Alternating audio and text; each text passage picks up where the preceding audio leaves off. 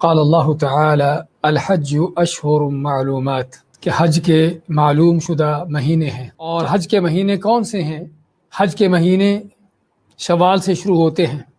عید الفطر کا چاند نکلنے سے لے کر حج کے مہینے شروع ہو جاتے ہیں، اور ذو الحجہ کی 10 تاریخ اس وقت تک یہ جاری رہتے ہیں۔ اور بعض علماء کہتے ہیں کہ ذو الحجہ کا پورا مہینہ، لیکن حقیقت میں ہم کہیں گے کہ حج کے مہینوں سے مراد وہ وقت ہے کہ جس میں آدمی حج کے لیے احرام باندھ سکتا ہے۔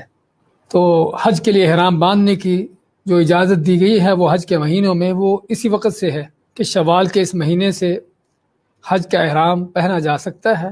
اور سابقہ زمانوں میں لوگ عام طور پر حج سے کافی دیر پہلے ہی حج کا احرام پہن لیتے تھے، یا اگر حج کا احرام نہ بھی پہنتے تو مکہ چلے جاتے اور جا کے عمرہ کر کے احرام کھول دیتے اور پھر حج کرتے، جو ان کا حج تمتع ہوتا۔ تو چنانچہ جو شخص بھی یکم شوال سے لے کر حج کی نیت سے احرام باندھنا چاہے، اسے اجازت ہے کہ وہ حج کی 3 قسموں میں سے جو قسم بھی کرنا چاہے اس قسم کے لیے احرام باندھ سکتا ہے۔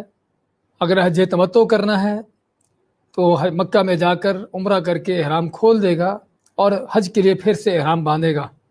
اگر حج قران کرنا ہے جس میں حج اور عمرہ ایک ساتھ ایک ہی احرام میں ہوتے ہیں، تو پھر جو ہے وہ حج کی نیت سے، حج عمرہ دونوں کی نیت سے احرام باندھے گا اور مکہ میں جا کر عمرہ کرے گا، لیکن سر کے بال نہیں مڑوائے گا اور نہ احرام کھولے گا، احرام کی حالت میں ہی رہے گا۔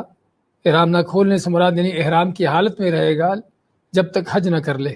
اور تیسری حج کی قسم حج افراد ہے، اور اس کی بھی نیت کی جا سکتی ہے کہ آدمی صرف حج کی نیت سے ہی احرام باندھ لے اور مکہ چلا جائے، اور جا کر اگر طواف قدوم کرنا ہے طواف کر لے، اور اس کے بعد مکہ میں ٹھہرے حتیٰ کہ حج کے بعد اپنا احرام کھولے۔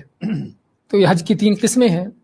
تو بات کر رہے تھے کہ شوال کی 1 تاریخ سے حج کا احرام پہنا جا سکتا ہے، اور سابقہ زمانوں میں لوگ ایسا کیا بھی کرتے تھے۔ لبیک اللہم لبیک لبیک لا شریک لک لبیک ان الحمد والنعمت لک والملک لا شریک لک